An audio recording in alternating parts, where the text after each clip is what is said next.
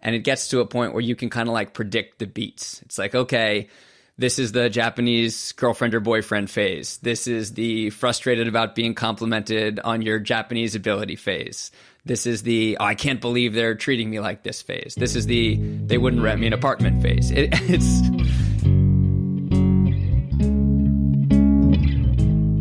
Hey, what's up guys? Welcome back to the KoreKara Podcast. This week we talked to Bobby Judo, who you may know from his popular YouTube channel, or maybe you've heard about him on his amazing podcast, Japan by River Cruise, or even see him on Japanese TV.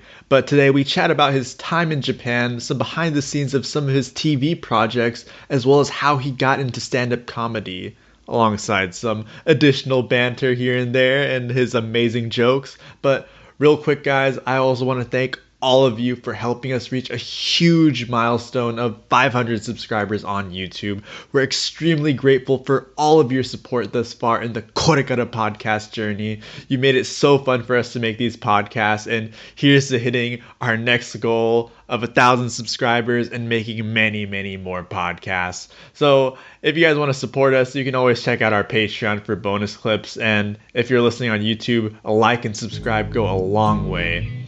And as always, guys, I hope you enjoy the podcast.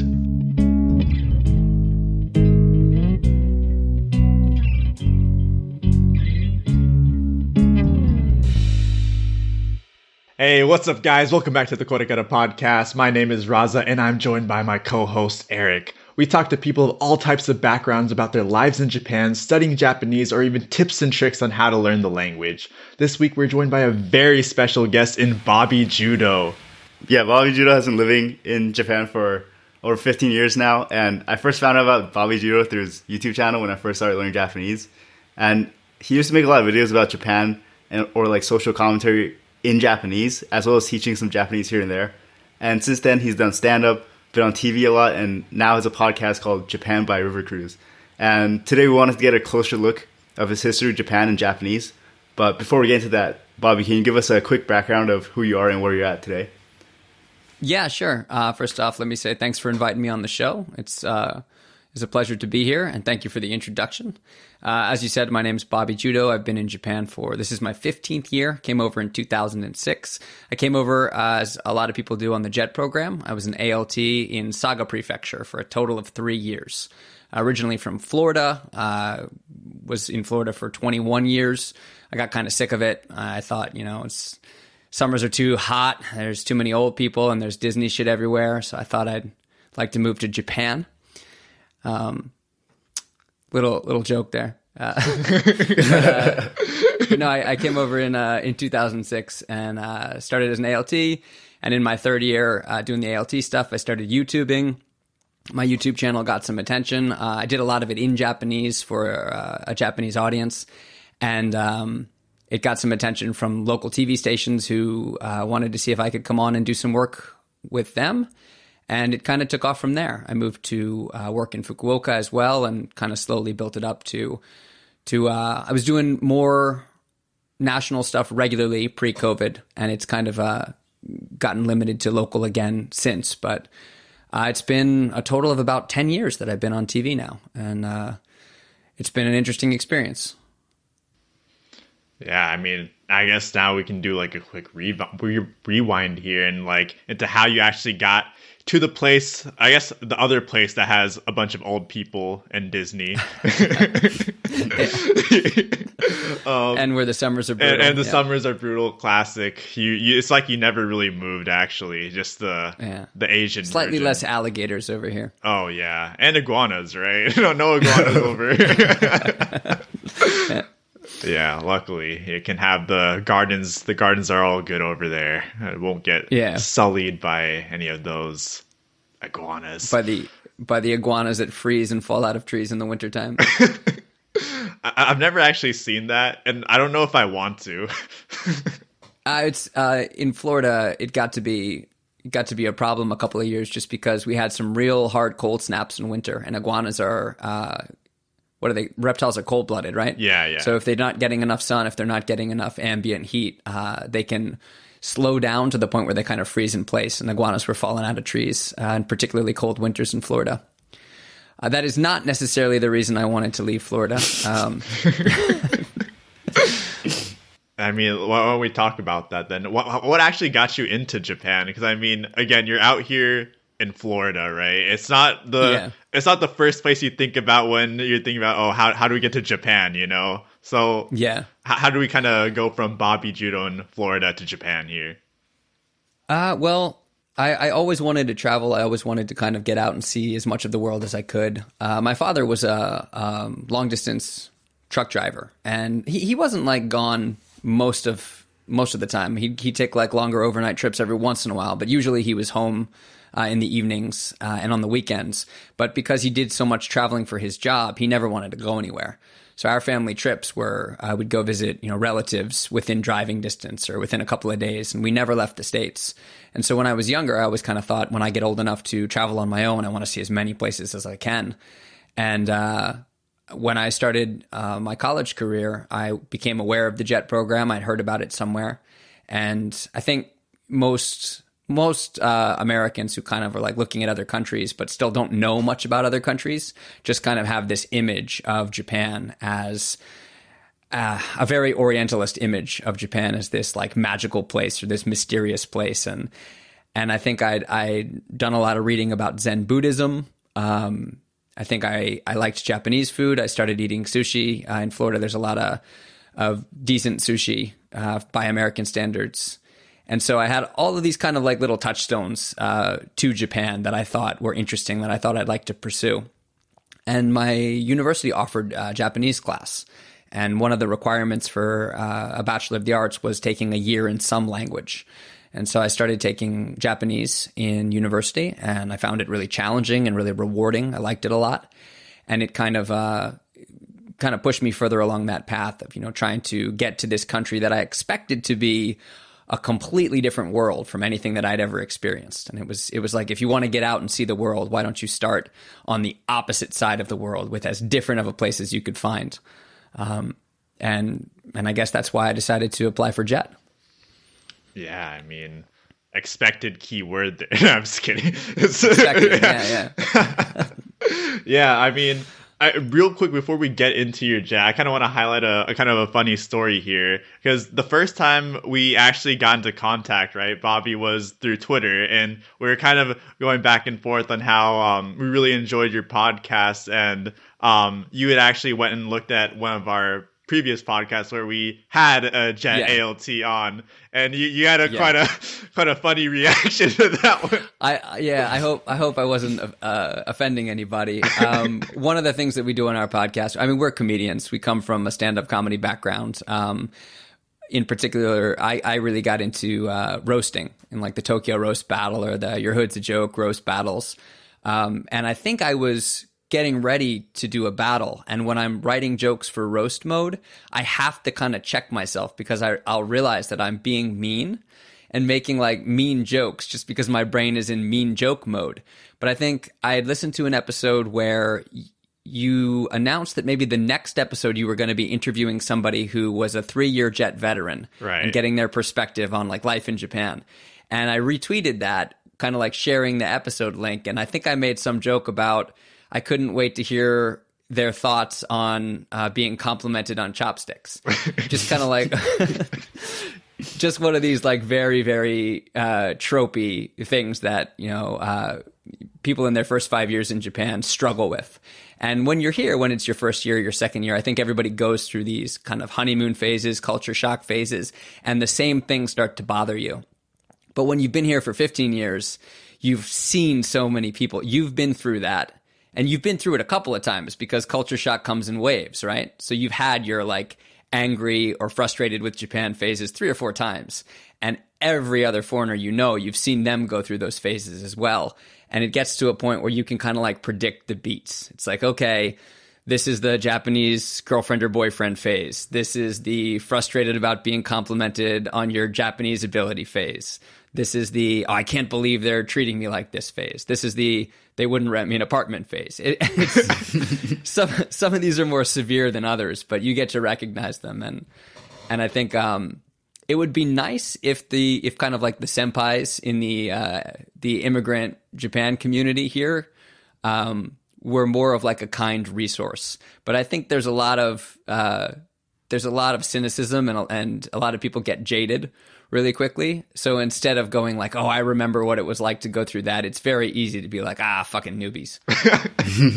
I mean, what was even funnier to me was when you retweeted that, we had a thumbnail of the guy, and his like face said it all. Like it encapsulated everything you said in that tweet. Scarred. Yeah.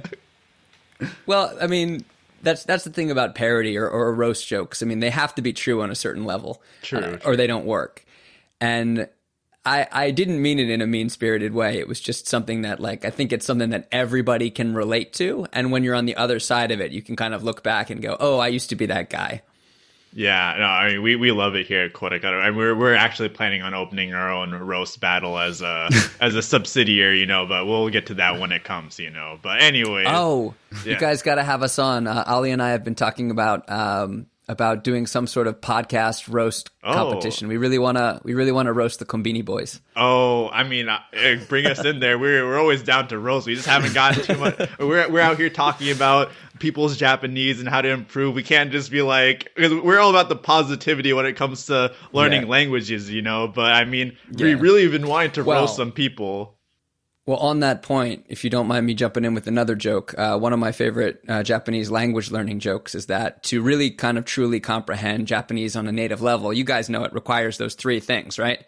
Hiragana, katakana, and condescension to foreigners. Yeah, that's some facts right there. As spoken from a 15-year Japan veteran. Yeah. Have you ever went and like roasted like a Japanese person if they like said you're good at using chopsticks or Nihongo Jozu?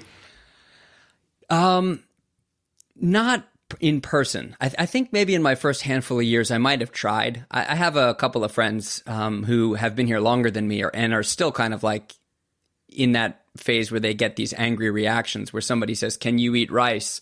and their instinct is to go, "Can you eat bread?" But the thing is, in an in-person situation with the average Japanese person who you don't know so well, they don't read that as sarcasm or aggression or having the joke turned around on them. They just read it as sincere. And so, someone says, "Can you use chopsticks?" And you go, "Can you use a fork and knife?" And they'll go, "Yeah, I mean, yeah, okay." And they'll just answer it honestly. But I think those kinds of tropes do make for really, really good comedy. And I think they make for better comedy when you can turn them around and kind of use them as self-reflection instead of using them to attack the Japanese culture. One of the first jokes I wrote when I started doing Japan-related comedy was about those questions. I've been here for so long that Japanese people would go, "Can you use chopsticks? Can you eat sushi?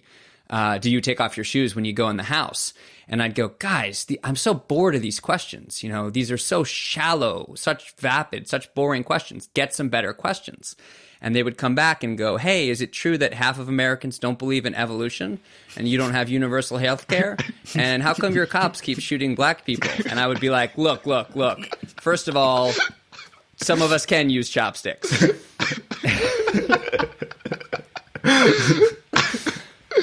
Oh my God, I've never related to jokes on this level before. Oh my God.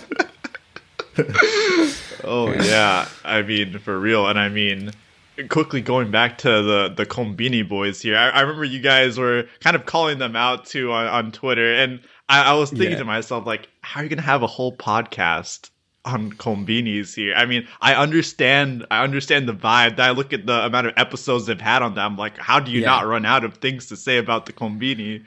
Oh man. Well, so here's the thing. Half of our kind of needling them on Twitter and going after them on Twitter is jealousy, because they run a more successful Twitter account than we do, and their growth is phenomenal. Right. And they really are putting out something that is consistently relatable. Always, and it's something that everybody has an opinion on. So it's really easy to get involved with their content. I personally don't think it's easy enough to get involved with it so much that I'd want to listen to one full show about it, let alone a weekly show about it. But the joke that Ali and I were kind of shopping around for a potential roast joke was, do you know those guys that move to Japan and make Japan their entire personality? Oh, yeah. Like, the Konbini boys look at those guys and go, "Here, hold my strong zero." we're gonna narrow the focus even further to this one aspect of Japan. And I've been here 15 years. I've had a lot of different flavors of famichiki, but I've never met a famichiki flavored person. And I think that's what the Konbini Boys are. I will say that all of the interactions that we've had with the Konbini Boys have been like good natured and respectful, and like they'll like tease us back sometimes. I kind of wish they would get into it a little bit more because it becomes more engaging, and it doesn't feel so much like we're just being jerks. Right. But this, at the same time, there's a handful of podcasts or a handful of like expat Japan content out there that's so focused around these specific aspects of Japanese culture or food culture. And Strong Zero is one of them.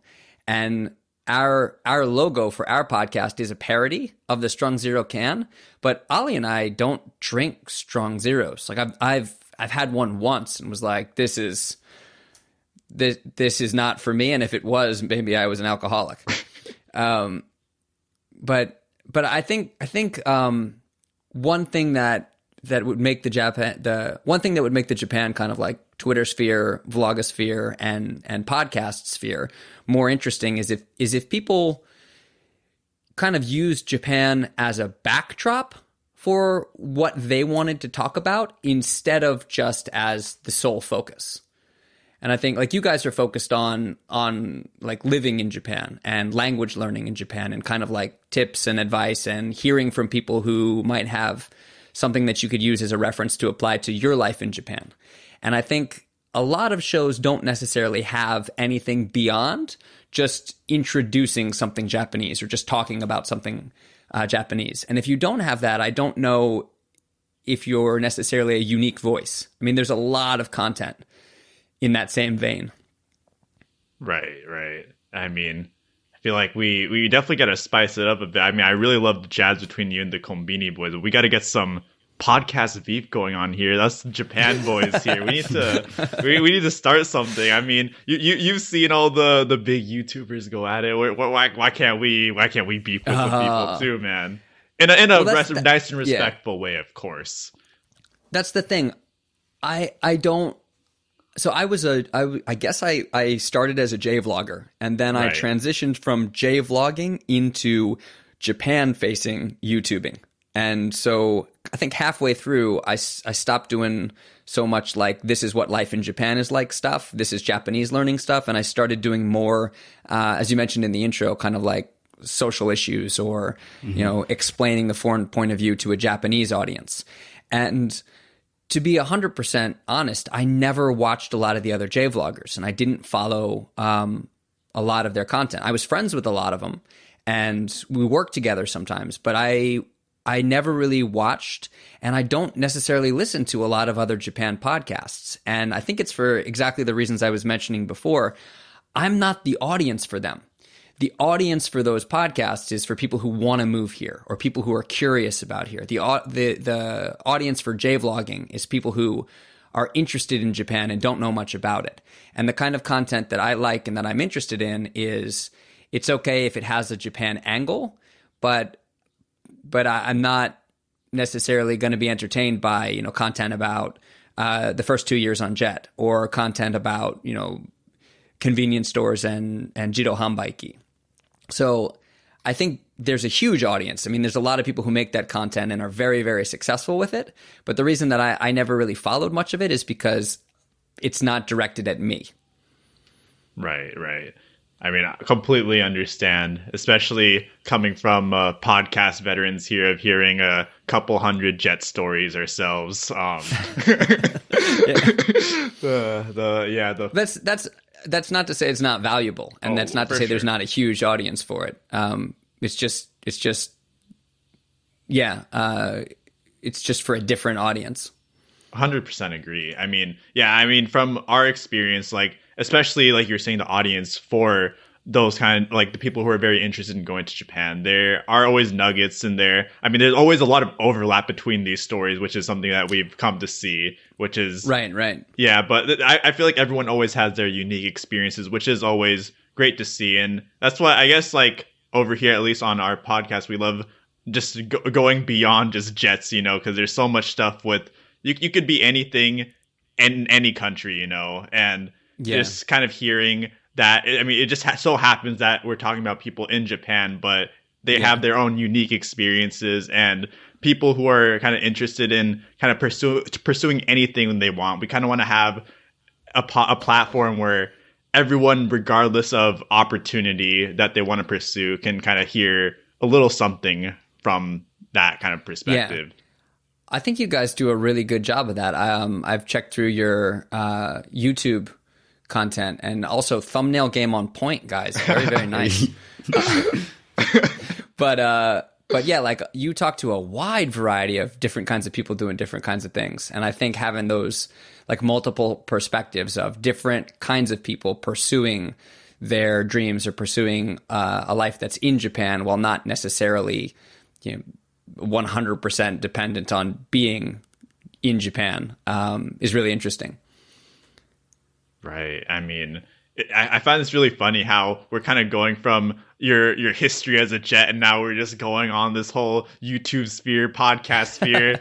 I really love it. I mean, but I guess how about we do this? Because I mean, we've all heard our fair share of Jet stories. You know, what's your top 3 biggest gripes about being a Jet during your time? How we can encapsulate it with that? Okay, 3 biggest gripes about being a Jet. Well, there's. I don't want to go back to that whole every situation is different trope, but my first 2 years in Jet, I was in a school that had a huge discipline problem, and it was this really rural school out in the middle of Saga Prefecture in a town that's famous for seaweed farming, and so it was this perfect combination of kind of like redneck farmers who are very, very rich. Because seaweed farming is a huge industry. And so most of the kids in the town were expected to kind of just join the family business and didn't go on to academic high schools. They went straight out of middle school to seaweed farming. But again, that was a very lucrative career for them. I think Sagaken Ariake Kai Nori is, speaking of convenience stores, it's like it comprises 70% of the nori that's used in convenience stores all over the country.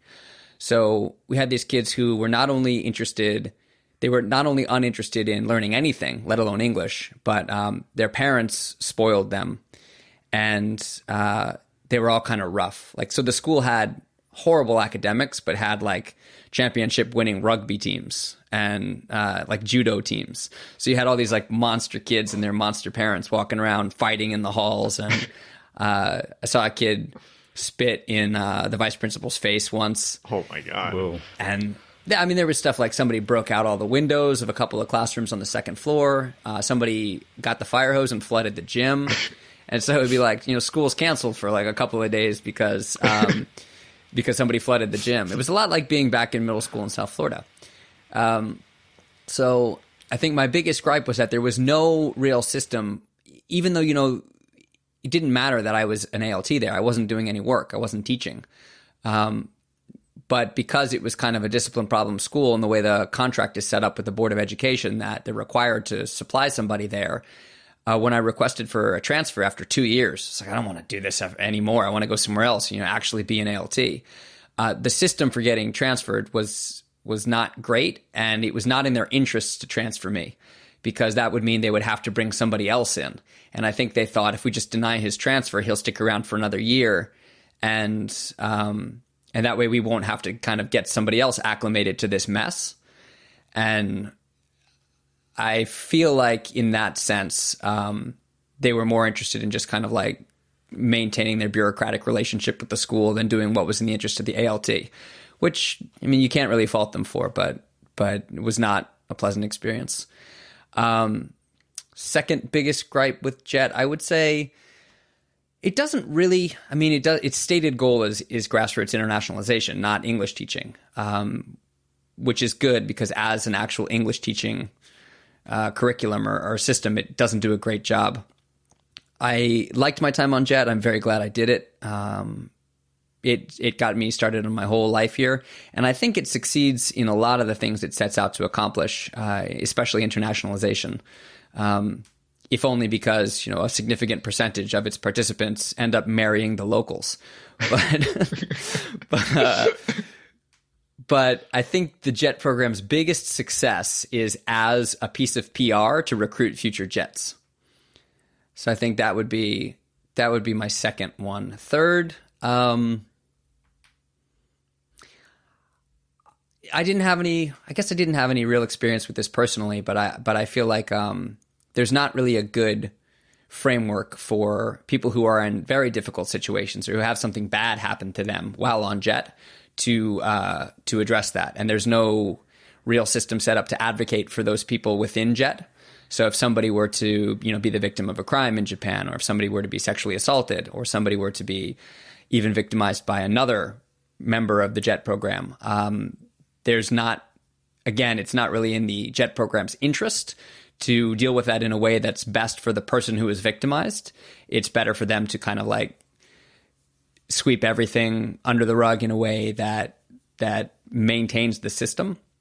So I wish there was a little bit more accountability in the rare instances, in the few instances where problems do occur. So I guess those would be my three.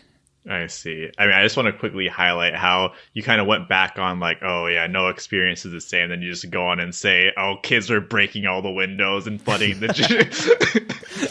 It was a complete. I didn't know if you're talking about Florida or Japan. It really goes back to the summers, Disneyland, and old people. The biggest difference between middle school in Florida and middle school in Kawasoe, where I was, is that in Kawasoe, I was not the one getting beat up.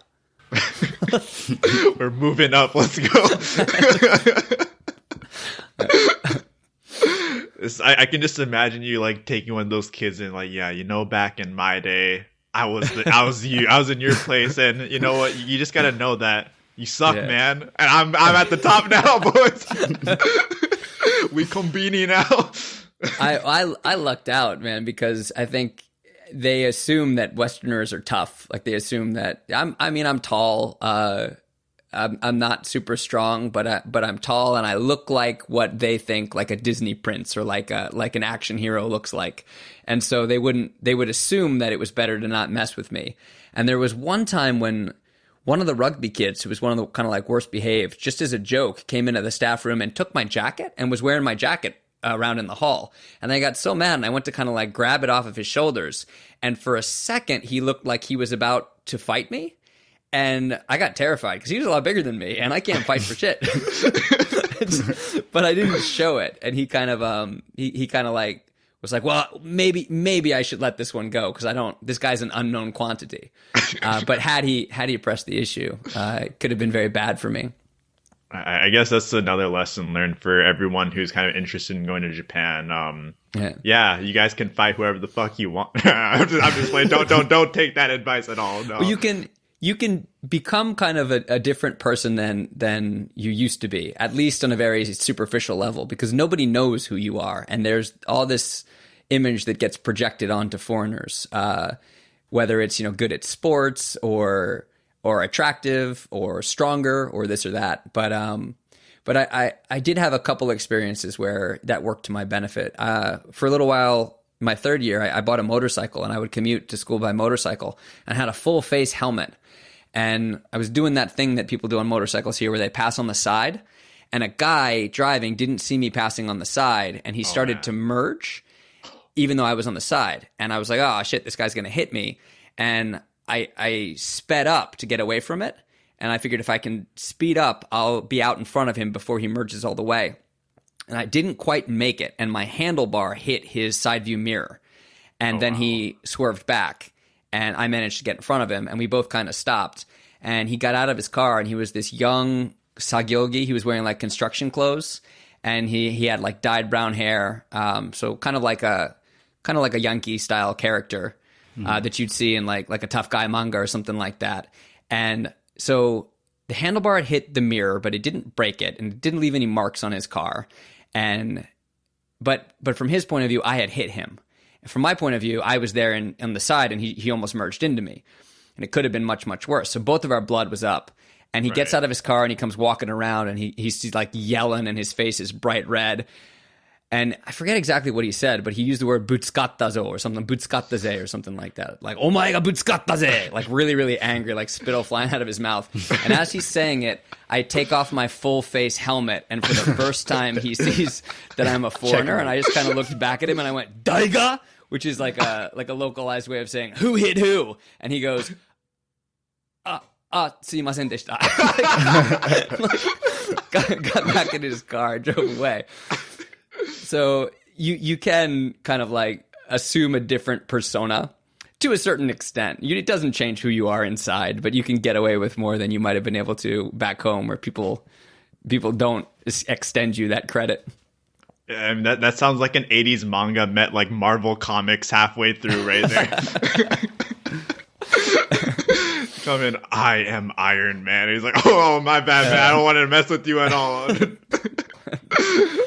Did you ever pull the gaijin pass and pretend you didn't speak any Japanese? You ever got in trouble or something? Yeah, early on. I think I'd done that a couple of times. I think I considered using it once or twice. Once when I got stopped for a speeding ticket, but then I remembered that I'd like just recently seen on TV, they'd done like an expose on foreigners who do that. And this woman who like tried to pretend she didn't speak any Japanese until the guy was not gonna let her off. And then she got like really angry at him in Japanese. And also starting in my third year here, I started to do TV work. And so it was like I was never quite confident what I could get away with, because there was always a chance that somebody had seen me on TV. And that really kind of changed how I interacted with Japanese people on a daily basis. And we talked a little bit about going through those angry phases where you get upset with people like staring at you, or somebody comes up and starts a conversation with you when you're not in the mood to have a conversation with a stranger. And I lost the ability to go like, what are you looking at, when I was in a bad mood? Or I lost the ability to just kind of go like, I don't want to talk to you. I don't know. You leave me alone. Because I never knew whether or not it was somebody who recognized me from TV or if they were just staring at me because I was a foreigner. Man, yeah, I can't even imagine how that would even be like. You kind of lose your ability to use the gaijin pass at all, really. I mean, oh, man. But, I mean, why don't we talk a little bit about that? Because you got to be the local kind of Bobby Flay Iron Chef, right? Yeah, I started, so my YouTube channel, one of the first things that I did was cooking lessons. And I would cook kind of like either Japanese recipes or recipes that I'd picked up in Japan, or recipes from back home. I think I did like lasagna or like Oreo cheesecake or things like that. But kind of as a way to help myself study Japanese, I would do the things that I enjoyed doing and try to do them in Japanese, and create content around them in Japanese to make myself, practice the grammar, practice the vocab. And so I started putting up these cooking lessons on YouTube, and the YouTube channel in general got a lot more attention than I expected it to. And the local TV station contacted me and asked if I would come on as a guest on their cooking segment and to teach them an American recipe. And that was the first time that I got onto TV. And from there, I was kind of like, this is something that I'd like to make a career out of. And I asked the TV station if I could do more for them. They started using me as a reporter here and there. And then after about half a year of that, I approached them with an idea for doing this kind of delivery kitchen segment, which it's not a hugely original idea in Japan. It's just the idea of going to a local farm and seeing what they grow and bringing all your gear with you and then cooking something using what they grow at the farm. And I've been doing that for 10 years now. I do that every Tuesday. Wow. Those are the kind of things that I always find really interesting. It's like, I remember back in the day, I'd go into Food Network and I'm like, oh my God, this is so cool to watch. I was taking a cooking class back in 6th grade. Shout out me. But that was the peak of my cooking career right there. But I'd see these people and be like, oh my God, this is like actually crazy. I actually saw one of your videos, funnily enough. I didn't know what I was watching because this is like way beyond like me getting interested in Japan at all. I was like, what is happening? This is cool though. Like, because I was just watching a bunch of food videos. But I mean, that's super interesting. And I mean, one thing I wanted to ask you was, what was the first dish that they asked you to make? Because you mentioned that they wanted to have it be like an American dish, right? Yeah. So was it something like very stereotypical, or did you put some spice onto it? I don't know. So the first thing I ever cooked on TV was stuffed pork chops. Okay. And there's a really easy way to make stuffed pork chops with the roskatsu cut of pork that they sell here for like, katsudon or something like that. But all you do is butterfly that, cut it through almost all the way to the end so you can kind of spread it open. And then breadcrumbs are the easiest thing in the world to make. You just saute chopped up vegetables, add some chicken broth, add some butter, and then mix in breadcrumbs. You can mix in, the panko that they sell in Japan until it gets mushy and soft like stuffing. And just stuff that into the pork chop with a little bit of cheese on top and fold it back closed. Put some katakuriko, some like potato starch or cornstarch on the outside so it gets crisp, and just fry both sides just like a pork chop. I mean, you could really see the experience there. You got me. You could have told me anything there. I would have. I'm hungry now. that was. Oh man, that sounds really good. I mean, I was thinking like, oh, what if they just made Bobby just cook a hamburger just straight every week? Hamburger every week. Oh man, go through the In-N-Out menu. You got like 2 weeks right there. Well, you'd be surprised. Like some weeks when I'm feeling kind of drained, when like there's nothing left in the hikidashi in my repertory. I pull out like some super basic stuff, like microwave baked potato or what was I made? I think like a couple times I've made a grilled cheese sandwich with just different like filling inside, but it's still something that grilled cheese sandwiches in Japan the last like 2-3 years just started to catch on to the point where there's like trendy cafes selling grilled cheese sandwiches. So, like biscuits and gravy. Or like the McDonald's biscuit, they sell like a breakfast biscuit. Right. The only other place in Japan where you can get like a similar biscuit like that, like an American style country breakfast biscuit, is Kentucky Fried Chicken. And those are the easiest things in the world to make. Like they're super simple to make. They're probably the easiest bread you can bake. And just a month ago, I was like, oh, I've never made this on TV, and Japanese people would be surprised to hear that you could make it so easily in your house. And so I just made biscuits for one show. And then another show asked me to come on and teach them the recipe. So yeah, I'm sure you like went and inspired one Japanese person to like devote their life to making biscuits. You know how you have like the senmontens everywhere? Yeah, that'll be the next Japanese big Instagram cooking trend. Hashtag biscuito. It's going to be one of those things where like people like in America and whatnot are going to go and see this and be like, what is going on in Japan? Like, what are they doing over there? My favorite is the phenomenon where something comes over from America and the expat community here doesn't know that it's American and just assume it's a crazy Japanese thing. Like the most recent one was Egg Slut. Did you guys see any of the Egg Slut stuff? That's a California place, right? It is a California place, yeah. But you have all these foreigners seeing like this American shop called Egg Slut in Tokyo, and they assume it's like some crazy Japanese English. Like a translation error. Yeah. Oh, man. Yeah, it was actually them living under the rock all along, unfortunately for them. Yeah. Oh, man. Yeah, I mean, that's so cool, though, kind of hearing that you always had your kind of pantry to have your back when things are looking grim. As long as I don't hit that point where I have to be like, here's a piece of celery, you put peanut butter and then raisins on it, and then you've got a recipe. I mean, you had that guy Pico Taro do pen, pineapple, apple, pen. So, I mean, I'm sure you could really do anything there.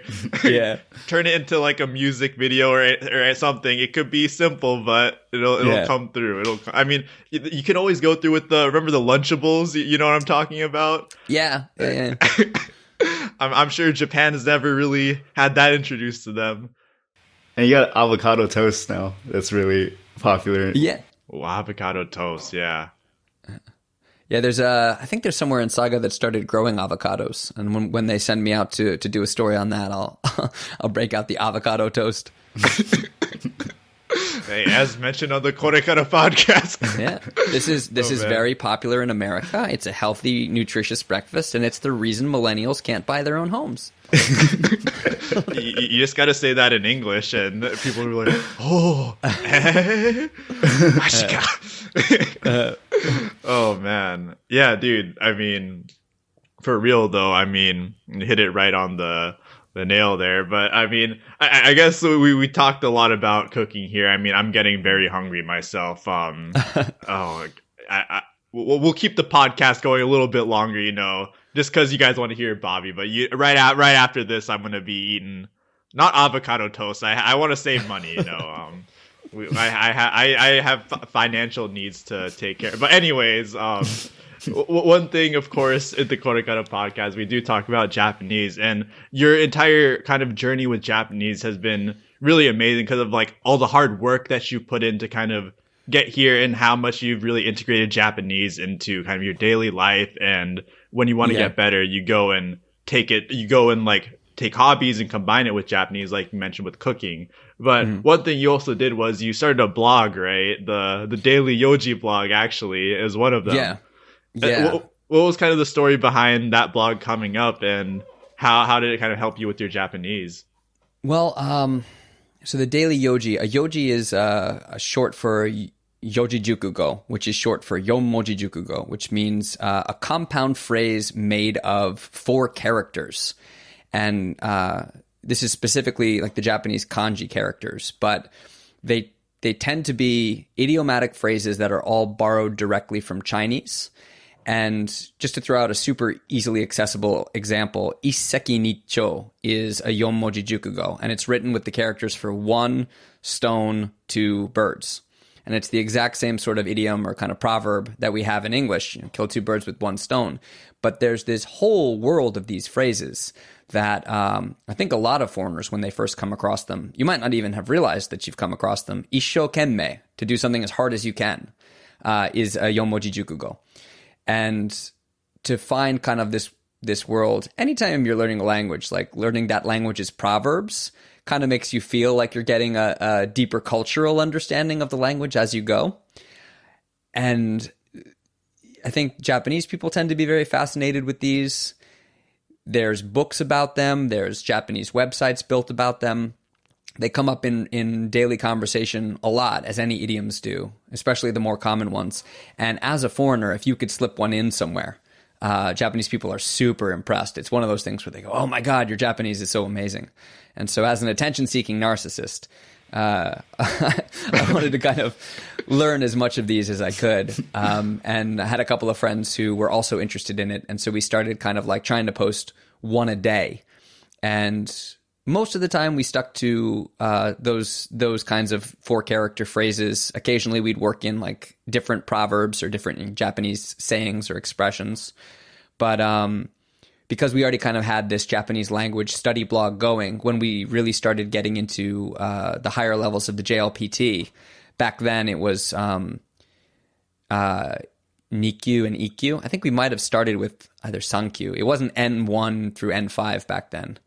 But we started working through the grammar points on that blog as well. I see. I mean, I never would have thought it would have been like something to go flex at people. That was the whole reason it started. But yeah, I mean, it's really getting me to think like, are you sure you grew up in Florida? Are you sure you didn't come up from California? I mean, there's narcissists everywhere. That's true. You can find them anywhere you go. Oh man. I mean, have you found narcissists in Japan? Do you have any stories about that? Because I found it's really rare to find narcissists, like specifically Japanese narcissists, at least for the most part. Well, there's a big cultural emphasis on humility and also on not standing out. But yeah, if you want to ask, I think I've noticed that Japanese people will remark on this too, but a lot of times Japanese people who spend time abroad, right? And I don't want to make it seem like it's a bigger thing than it is. Being a foreigner in Japan, I think you get to see different aspects of Japaneseness than the normal Japanese people do. Sometimes people are a little more open with you because they think you've got a different perspective. But when you guys were here as well, I'm sure you've come across this. There are certain Japanese people who will go out of their way to make friends with foreigners. Oh, yeah. And then there are certain Japanese people who will go out of their way to avoid foreigners. That's also true. And then in the middle of that is just normal people. just normal. And that's the majority. The majority is just normal people who don't care. They could talk to you. They could not talk to you. It doesn't matter if you're foreign. It doesn't matter if you're Japanese. But the ends of those spectrums, the people who hate foreigners for whatever nationalistic reasons, are on one side. And then the people who have an unhealthy fixation or interest in foreigners are on the other side. And they're both groups that, in my opinion, like you do best to avoid. But of the ones who have that kind of like unhealthy fixation with foreigners, there are people who go abroad, learn a little bit about a different culture, learn a little bit of a different language, and then they come back to Japan and it's all about them. It's not that they've gained perspective. It's not that, you know, they understand somebody else. It's all about them. And again, that's not the majority. It's an extreme faction. There are plenty of Japanese people who go abroad and come back and continue to be normal people. But there's a certain genre, a certain group of people who, in Japanese, what they'd say is like, they came home, they went abroad and they grew 2 or 3 sizes. They'd say, shitomawari okiku natta or futamawari okiku natta. Like they grew, their ego grew basically. And it's the people who go out of their way to work English words into a conversation when it's not necessary. When I was working at a restaurant, there was a customer who had gotten back. He'd stayed in California for a couple of years, and he'd done truck driving between California and Mexico, which is fascinating. Like it's like I would have loved to hear about his experience if he wasn't such a huge narcissist. but one of the things that always kind of stuck out in talking to him is he would drop English words and Spanish words at just weird times. And I think he asked me where I was from, and I said I was from Florida. And he's like, "Oh, you're from Florida. I love musica." And I kind of went, "What is musica?" And he was like, "You know, musica." Like, and he started like miming, like playing a guitar. And I was like, "Oh, is this the name of a band from Florida? Or it's like something that I'm unaware of?" And he's like, no, you know, like ongaku, but in Spangle. And he just wanted to show me that he knew the word music in Spanish, which I never would have guessed, because why would you do that? Yeah. I mean, to compare narcissistic size, you should have been like, "Oh, I know how to say Bobby Judo in Spanish. Papi Chulo." You've done your research. But yeah, I mean, especially in the TV industry, a lot of people... One of the things that I still struggle with, even after having done it for so long, is anytime I'm on a show where occasionally, they don't do it these days, but they used to get all of the presenters, all of the reporters, they'd bring everybody into the studio for a special shoot, like a New Year's shoot or a big summer blowout or something like that. Every reporter who works their own corner on the show, their own segment on the show, they bring them into the studio and have these huge panels.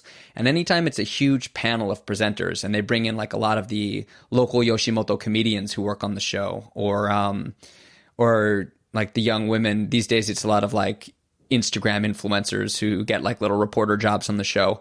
And it becomes this battle for camera time. It becomes this all out war for who gets the most screen time. And there's even a phrase for that in Japanese. It's called shaku. Shaku wo ku. Shaku is byosu. It's like seconds. It's the measurement of time of a TV show. And ku is to eat it. And it's like who's eating the most time up. And somebody who eats a lot of time is like somebody who they want so badly to have the focus on them that you ask them a question and they won't give you the conversation back. They'll just keep talking until it's time to go to a commercial. And in some cases, this is narcissism. In some cases, it's just the nature of the industry, because that's how you get the audience to like you. That's how you book your next job is fighting to get time on TV where people find you interesting. Sounds like a battle royale. Yeah. I still struggle with it. Like part of it is the disadvantage of not being a native speaker. Part of it is the disadvantage of not having a 100% strong sense of whether something will be comedic or not. Right. My sense of humor is still not on par with a Japanese local sense of humor. So if I want to jump in and make a joke, I'm always kind of like doubting whether or not it's going to land. And so I can hold back. But I found that in those situations, I don't have to compete because at some point they'll want the foreigner's opinion. And so I can kind of like sit back and wait for the conversation to come to me instead of, going after it like some of the Japanese reporters have to. Oh man, what a position to be in. I guess the Gaijin pass didn't leave you then. Yeah, and it helps. Yeah, I mean, that's a really interesting kind of take on kind of like the Japanese media, though. Kind of, 'cause I've definitely heard about it in terms of, especially I guess in terms of auditions and idols too. You see a lot of where as soon as you're not getting the spotlight, you're cut, you're done, and yeah. It's really kind of.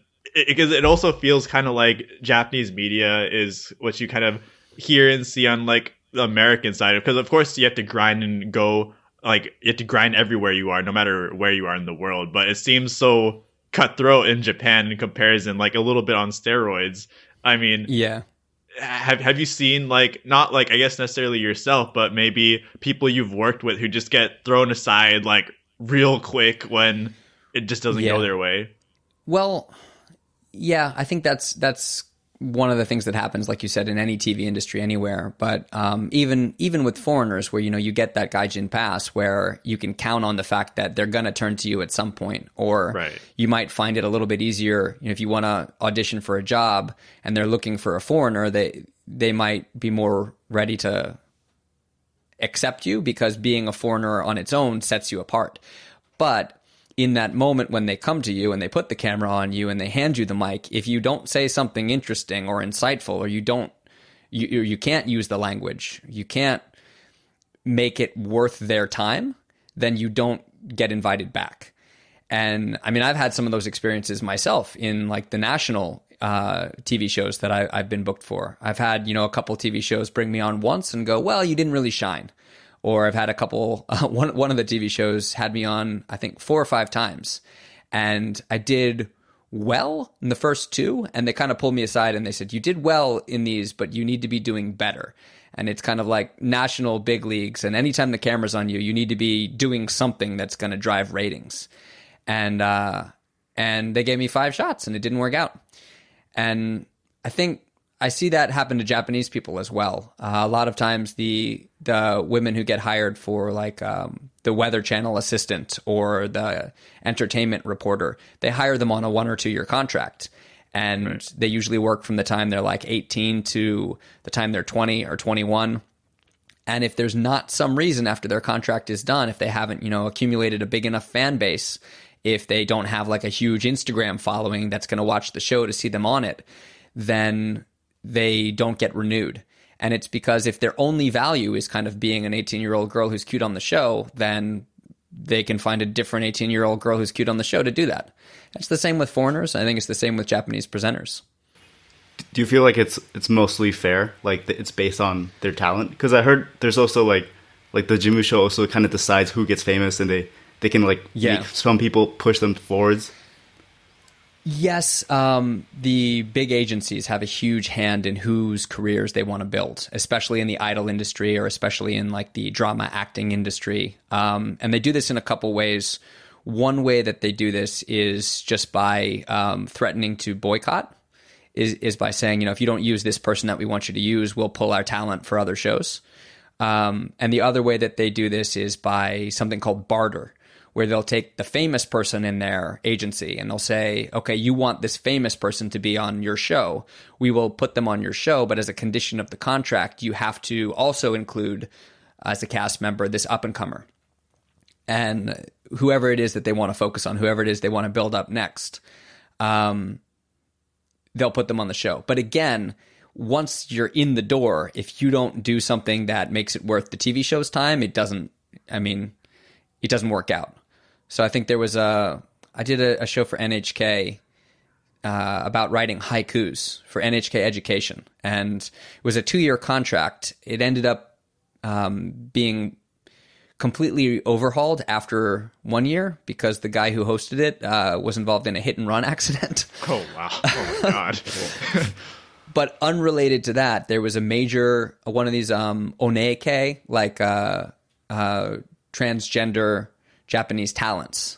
I was a transgender woman who was on the show, and she's already super famous. And there was a young woman in her agency who was just coming up. She was kind of more famous for being like a model and a Twitch streamer, I think like a gamer.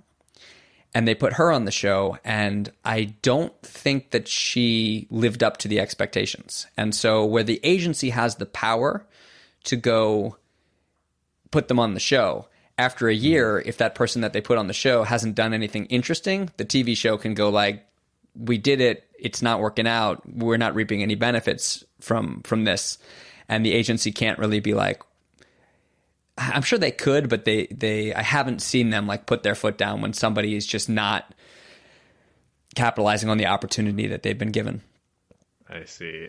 Would you say that now, because you mentioned like Instagram followers being, because I mean, obviously the social media landscape is completely different now than when it was like, let's say 10, 20 years ago, as well as like the TV landscape. So would you say that social media has a big influence on who they're pushing now, like you mentioned for Instagram? I think the media landscape has changed a lot. And I think the new media, the new platforms that allow people to go to kind of, they create content and they can bring it directly to their audience, has changed it a lot. And so TV has not really figured out how to capitalize on this yet. And TV's very eager, even starting when Hikakin was like the big YouTuber over here, they were like, okay, this guy clearly has an audience, let's get him on TV. Or Fuwa-chan is the one this year. She's got a huge online following. And so they're like, let's get her on TV. The problem is that TV over here hasn't figured out how to monetize their own online content. Like, how the late night shows in the States, everything that they do, they put the entire show online. Yeah. And in Japan, they're just struggling with figuring out how to get TV content online. And they're still making TV shows for the TV watching audience. And the TV watching audience is much, much older. And so you've got these individual performers, these younger performers who are gaining followings on this different platform, be it Instagram or YouTube or TikTok or whatever. And TV thinks that just by having them on, they'll have crossover and they'll see a rise in rankings. And they do to a certain extent, but they're not making the most of it, I don't think. But the reason that they're still succeeding kind of in following the old model is, in my opinion, for two reasons. One is because TV is still where the money is. The advertising dollars that TV in Japan generates, because these older generations are still watching TV, and because there's a lot more older people, and the older people have the money, that's why TV can become such a revenue generating thing. TV can continue to be such a revenue generating thing, and so they can afford to pay YouTubers who might be making more money doing private sponsorships enough money to get them to come on the show. The other thing that affects it is, it's kind of like the publishing industry. Nowadays, anybody can self-publish a book. You can type up a document and put it on Kindle, and if you have a following, you can make a lot of money doing that. But most writers still want that seal of approval. They still want that stamp of approval of saying, a real publishing company turned my book into a hardcover paper printed real object, because that's where your ego wants to get approval from. And I think even these massive YouTubers who are making enough money to live off of and to be rich off of in Japan still want that TV seal of approval. They still want to go like, well, I'm important because I'm big on TV. And at this point, TV and YouTube, they haven't figured out which one has more status. They haven't figured out which one's on top. I see. Yeah, I mean, it seems like there's also like a disconnect between audiences, like you mentioned. I mean, just from my perspective, it feels like it might take some time before they're actually able to properly capitalize it more so on the audience base, right? Because all the money is always generated from the audience at the end of the day. So, yeah. I mean, how long do you think it would take for TV to really properly like use like YouTubers or social media influencers like in Japan specifically? I don't think that they should be. I think that, social media influencers should be doing their own thing and not focused necessarily on whether or not TV in Japan wants them to be on it. Because TV in Japan, the way the industry works here, they've got a handful of major channels. Cable TV is not the huge niche programming industry that it is in the West. And the reason that Japanese TV, which is my bread and butter, is so dull is that they have to satisfy the lowest common denominator. They have to make programming that they can get as many people to watch and will appeal to as many people as possible and offend no one, which is why you've got so much food programming. It's because everybody eats. Everybody can appreciate something that's oishi. And it's why all the comedy is like lowest common denominator, slapstick, very easy to understand appearance stuff, non-offensive political opinions. Quiz shows. Yeah. Yeah, and quiz shows. Yeah, they appeal to everybody. And so if you're looking for something really interesting or entertaining or fresh, there's a freedom to do that on these new platforms, even on some of the like streaming TV, like Abema TV or places like that. And if you're looking to make something interesting, I don't think TV needs to take these people who've got an online audience and force them into the TV mold, which is a very basic, simple mold. I see. Or have you ever had any experience where you wanted to do something interesting and it just got shot down because it wasn't appealing to the lowest common denominator? Yes, yeah. I've had a couple of ideas that I wanted to use for a TV project here and there. I tried to sell 2 different prefectures on an idea to poach tourists back in the day. I thought it's a funny play on words, but I wanted to do a segment called like Fukuoka ni Koi or Saga ni Koi. When they were doing all these big programs about like, you wa nanishi ni Nippon ni, like they'd go do like Mitchaku Shuzai. They'd go follow a tourist around for a day with a camera crew. And It's all in Tokyo, it's all in Osaka or Kyoto. And I thought it would be a really interesting project to go to Tokyo and to try to, find a backpacker or find a family visiting and be like, hey, if you guys are going to be here for a little while, come to Fukuoka, come to Saga, and the TV station will pay for you to have a trip around Saga or Fukuoka. And it would be something that you could potentially get funded by the local government, for tourism promotion. It's something that would make for good TV, and I think it would be something that you would find, if you went to a hostel or something like that, and said, "Who's going to be here for a month? Come spend a couple of days in Saga on the TV show's dime. We'll take you to some cool places. We'll give you some good food, and you'll be on TV." I think you would have found people who are interested to do that, but it was kind of so large scale in terms of time and budget, and there's nothing else that I'm aware of that had been done like that before. And one thing that you run up against in Japan is people going, well, we only want to do something after somebody else has already done it and it's proven to be successful. Which for me is if somebody's already doing it, then what's the point of doing it? Right. Yeah. And then just in general, I've constantly got to censor my humor. Whatever the news story of the day, all the stuff that I think Japan by River Cruise is a great place to vent all that stuff, because I have all these moments on TV where they'll go like, this is disaster prevention week. Bobby, what do you do for disaster prevention? And I'll go, well, I don't talk shit about North Korea. And it's stuff that like I have to kind of restrain myself from saying. And I think what I've started doing is saying those jokes in rehearsal because they land. Like, because people find them funny, but you can't say them on air because it's that, somebody might be offended. Somebody might not like it. There's a little while back in the news, there was this story of how 7-Eleven had they'd not paid everybody their overtime.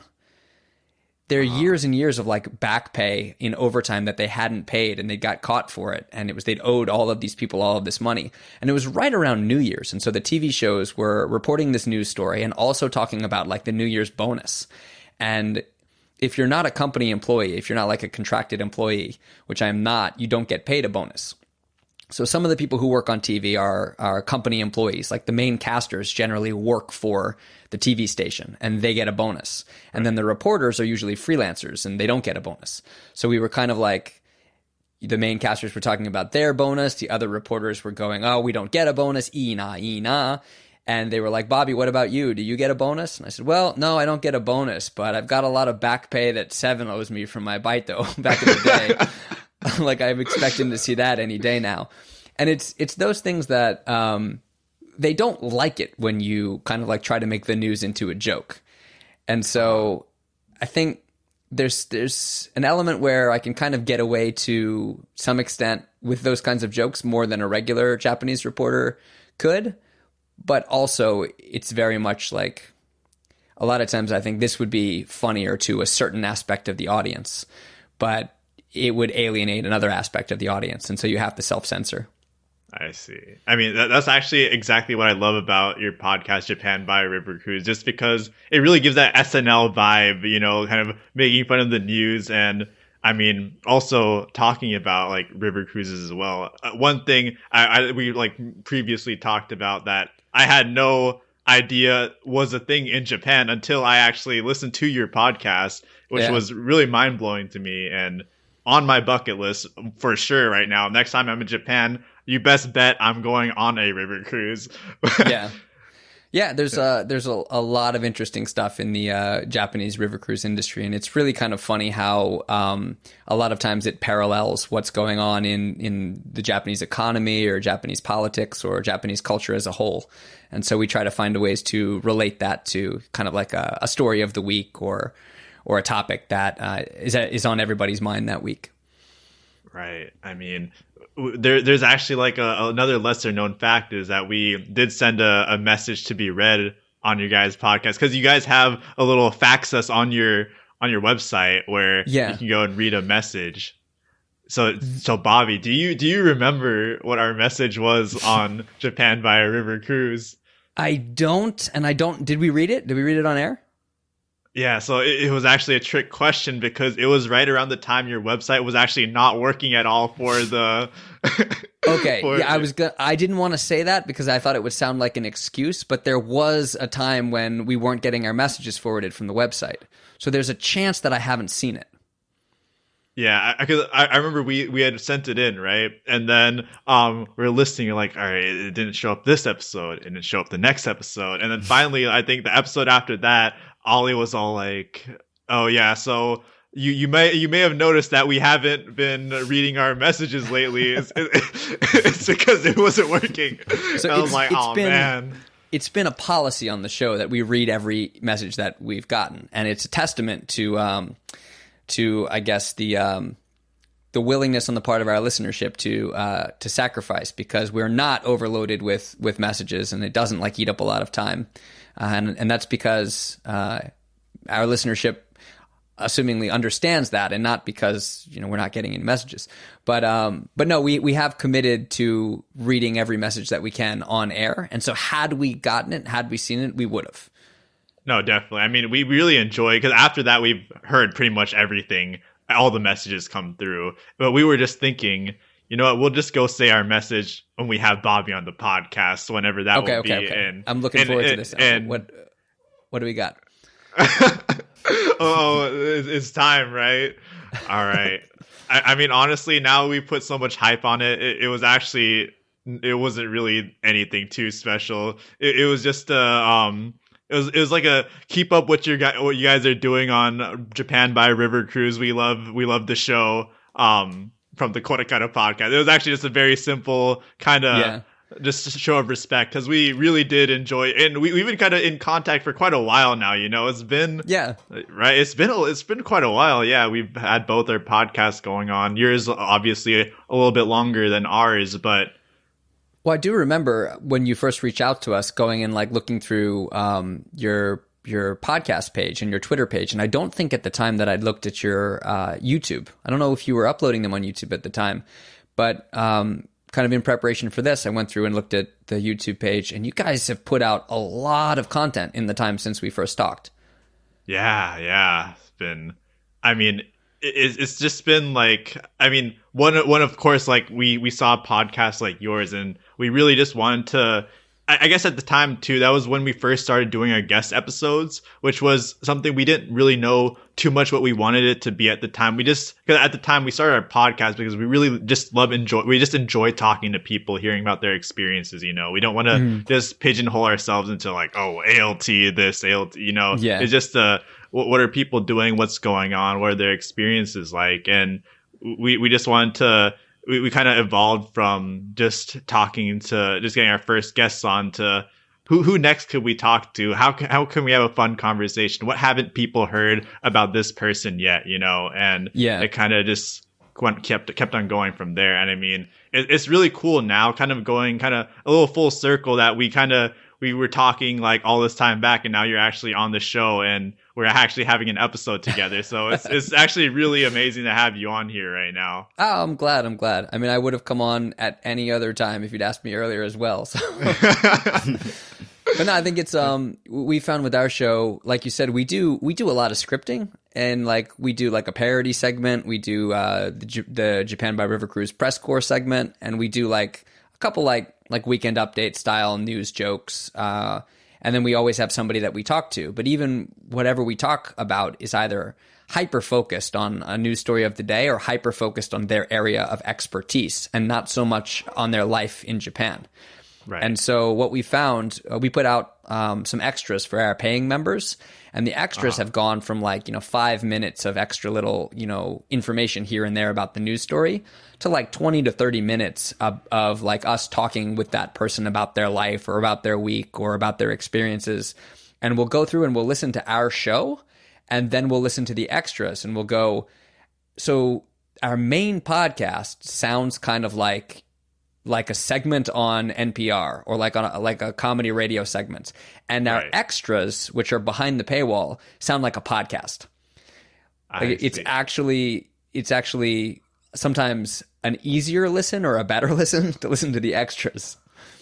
Yeah, I mean, I always was surprised at how you did it, because you guys have around 30-minute shows, and it really sounds like it's a great show. But I always wondered, man, how can you have that call? And I'm sure there's so much you would specifically, both you and Ollie, want to talk to the guests about, So I guess there's the answer right there. I mean, that's super super cool to hear. I mean, yeah, a lot of it goes to the extras, and then some of it goes to the cutting floor.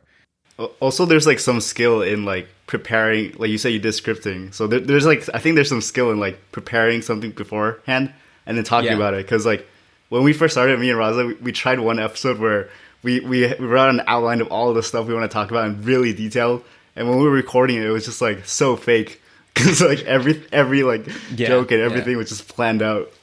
Well, I think for the main show, when we do the scripted stuff is mostly in the opening. So we'll have a scripted parody advertisement, and then we'll have a scripted opening menu where we say, this is what we're going to be talking about on the show today. And each of those points that we hit, including the guest's introduction, is usually some kind of joke. And I think having the comedy writing experience and then the performing experience. And I don't know if you guys can tell, but I can always tell when I listen back. Ollie has so much more stage experience than I do, doing comedy in English. And so I can see a huge difference in the level of how stilted and how kind of fake something sounds when I'm reading a joke as opposed to when he's reading a joke. And I think having that kind of career experience with presenting jokes on stage makes it a little bit easier to have that come off as real.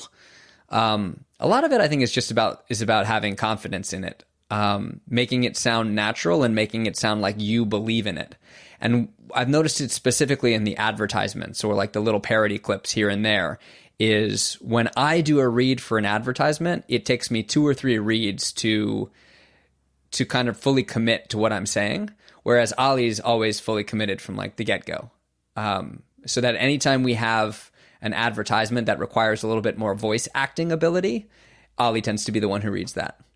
I was actually just about to bring up the advertisements because, like you mentioned, when Ollie does the advertisements, I like fully believe it. I don't even realize it's gonna be a fake advertisement, even though I know it's coming. It's gonna be a fake advertisement. And he makes it sound like you guys got some sponsor coming through right there, and it's hilarious every single time.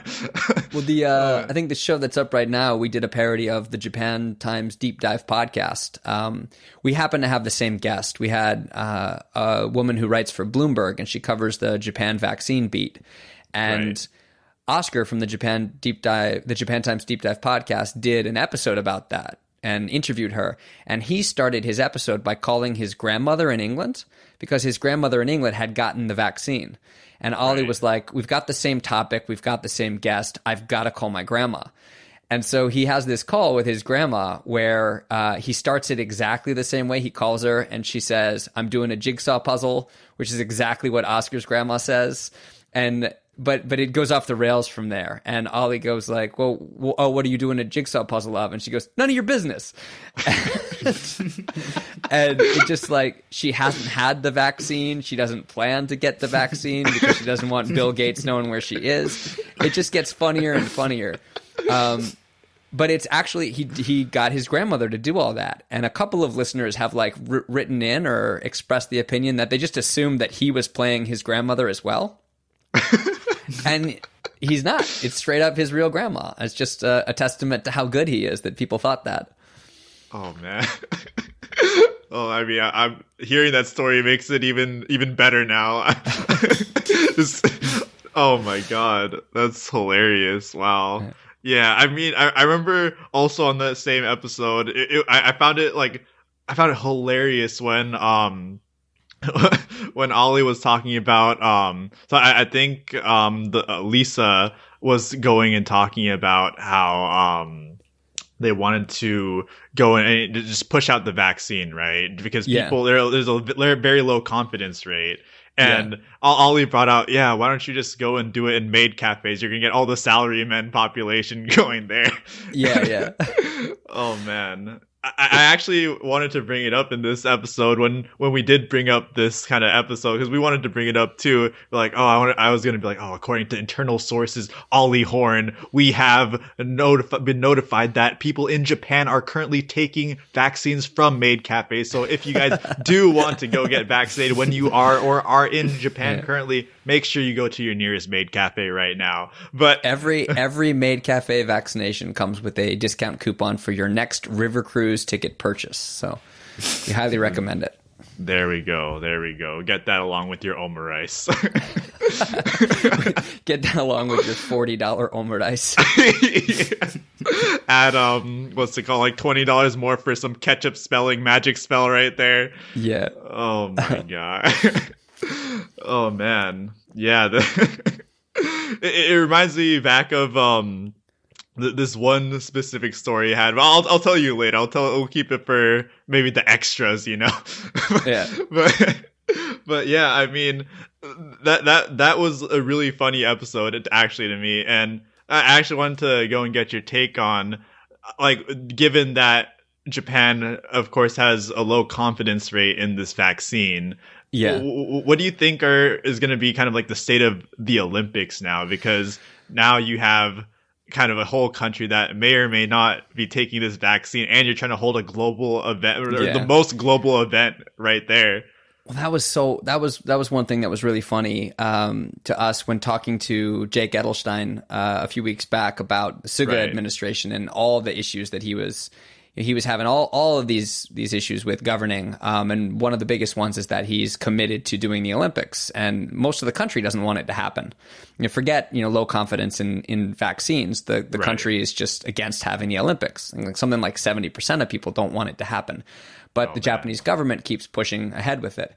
And one of the ideas that was really funny to me is that if you had this conversation in January of last year, what everybody was saying in January of last year is we want to make sure that the influence of the Tokyo Olympics doesn't stop in Tokyo. We want to make sure that the Tokyo Olympics and the effects of the Tokyo Olympics are spread out evenly all across the country.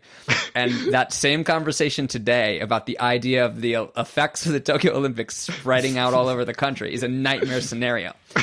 But But one of the things that I've heard recently, and actually in a couple weeks from now, we're going to be talking to a Japanese guy who is an international lawyer, is this idea that the contract that Tokyo has with the International Olympic Committee makes Tokyo liable for all of the expenses in the event of canceling the Olympics. So Tokyo is basically over a barrel. And that's the main reason that they can't say no, is because they're financially liable. And so as long as the International Olympic Committee keeps saying we're going forward, Japan either has to listen or decide to pay. And we'll hopefully get into this in a little bit more depth in one of our upcoming episodes. But another really funny idea to me, I haven't quite formulated it into a polished joke yet, is that Tokyo is over a barrel. And it's the idea that the IOC and the guy who is, I think, the head of the IOC, his name is Dick Pound. And Dick Pound has Tokyo bent over a barrel. We tweeted about that. There was some article where it was like IOC chairman Dick Pound talks about, Corona as the elephant in the room. And he was referring to it as the elephant in the room. And I tweeted that with the joke like, no offense, but if your name is Dick Pound, you should always refer to the elephant in the room as the other elephant in the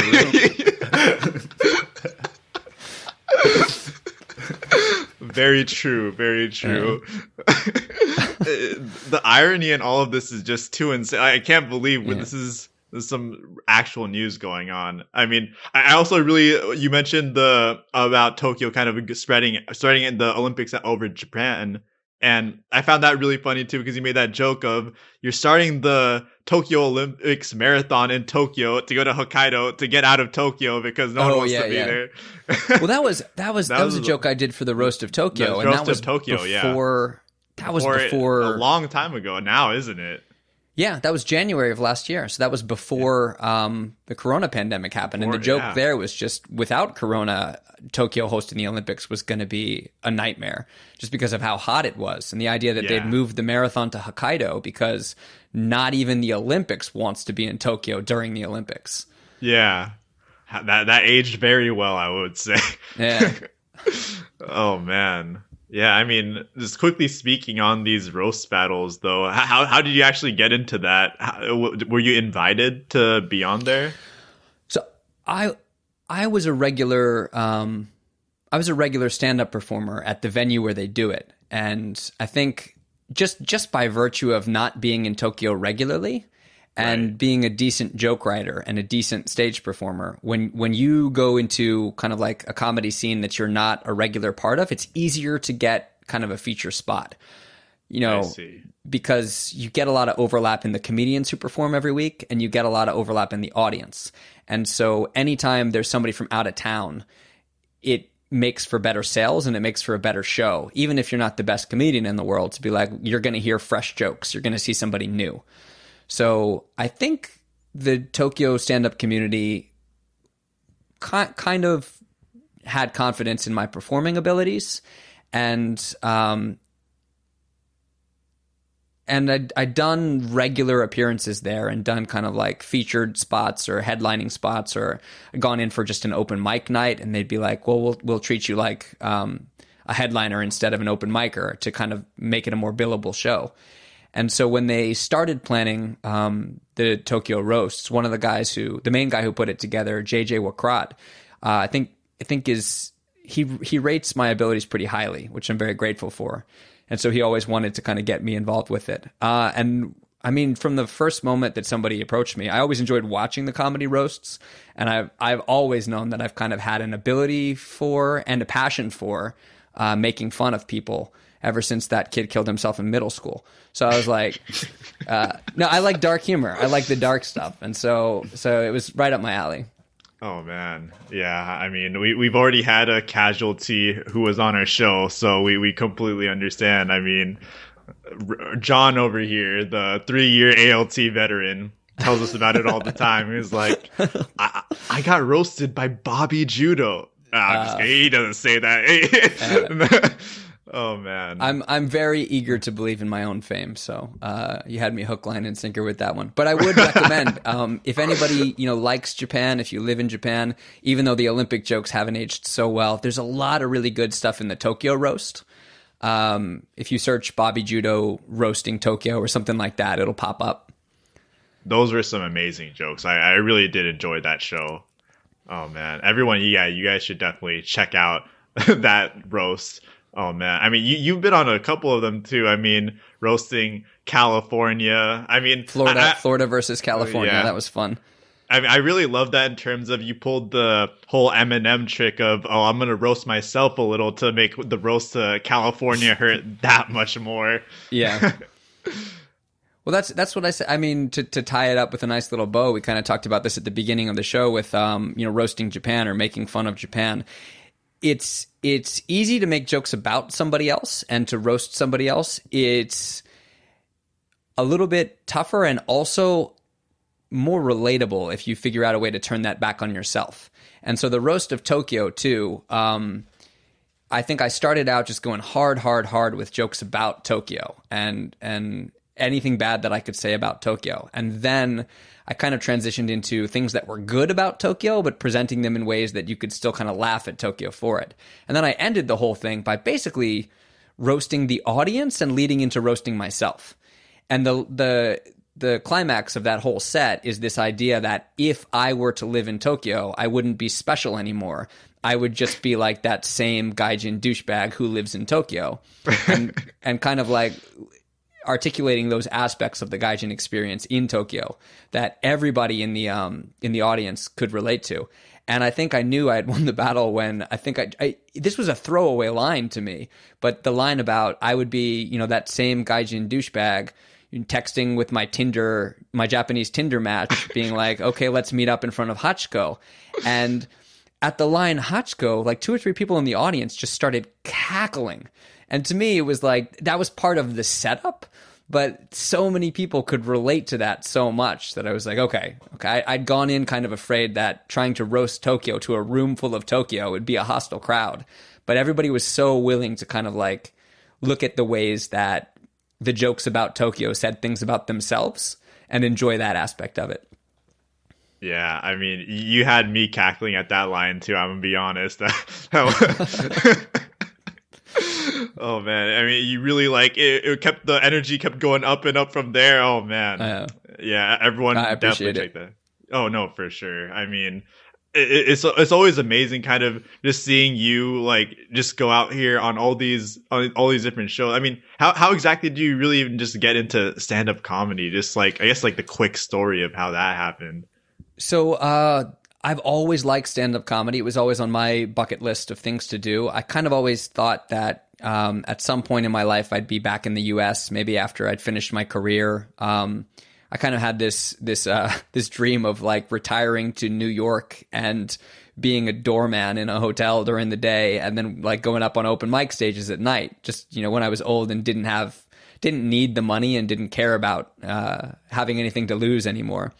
Uh-huh. So I'd always kind of had this akogare, as they'd say in Japanese, this kind of like sense of yearning towards this idealized lifestyle that I saw as like a stand-up comic. So it was something that I always wanted to do. And then I started it because of Ali. Ali started up the Fukuoka stand-up scene, and he was putting together these events and wanted to do a week-long comedy festival in Fukuoka. And as part of it, he was looking for people who could do comedy in Japanese. And he'd seen a handful of my videos, and he says he even though they're not straight-out comedy videos, he could see a comedic sensibility in them. And was like, this guy is a good storyteller, he's got a good presence, and he's got a comedic sensibility that he could do some of this stuff with a little punching up, and they would read his jokes instead of a funny story. And he roped me into doing the Japanese one, and after I did the Japanese one, he was like, man, you got to do this in English. You've got to do it in English. And I started, and I got hooked. I like it. It's a lot of fun. Yeah, I mean, once they're going to be more prevalent, hopefully soon. I mean, can't wait to see more shows coming up here. One of our big goals is to do a live Japan by River Cruise taping, which would be half stand-up comedy and then half like a live show. So we'd have some of our guests come on and join us, and then Ali and I would kind of both be able to run our Japan stand-up on either end. I think that would be great. I hope you guys are able to be back in Japan when we finally get to do that. Oh man, well, that sounds amazing. We would love to be a part of that. You feel free to roast us all you want when we're in that audience. Hopefully we can get up on that stage too. Bring out our comedic talents as well, hopefully. Yeah. Anything to make ourselves look better. It's the narcissistic way of Japanese podcasts, am I right? Yes.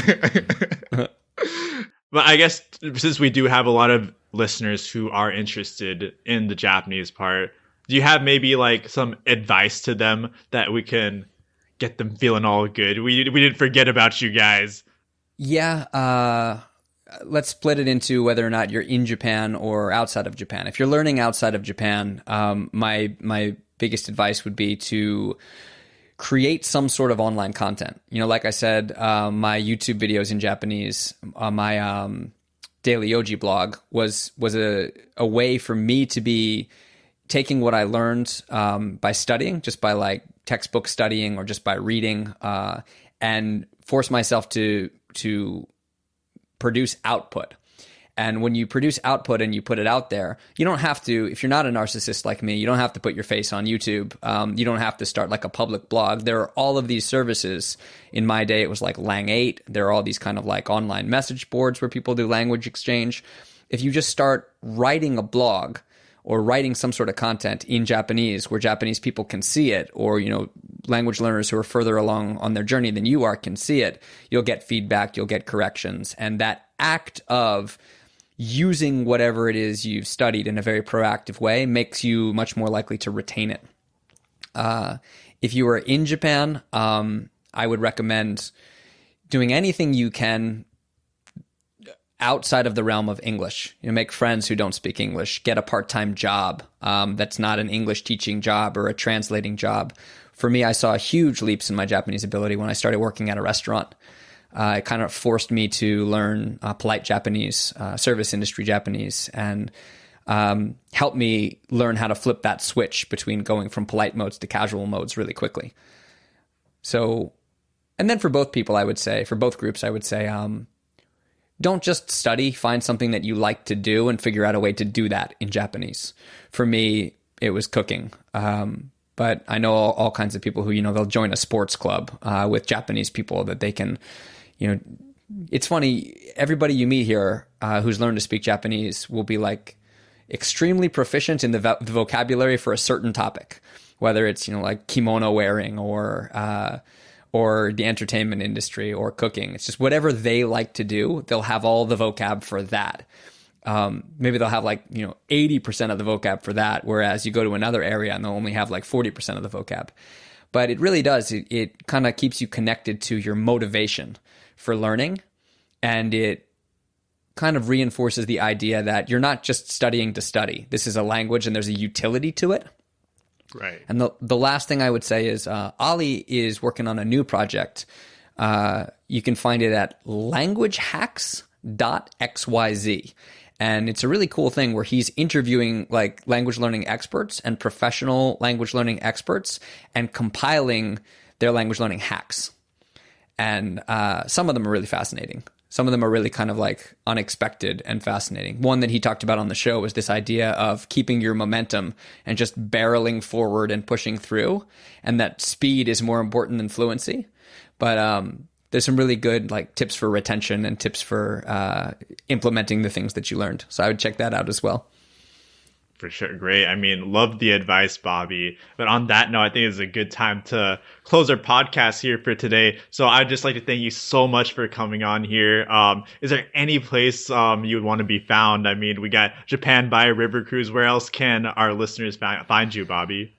You can find me on Twitter at Bobby Judo, and you can go to japanbyrivercruise.com to get all the podcast updates. Maybe we have to start doing that for KoreKara Podcast. We'll join the KoreKara Podcast.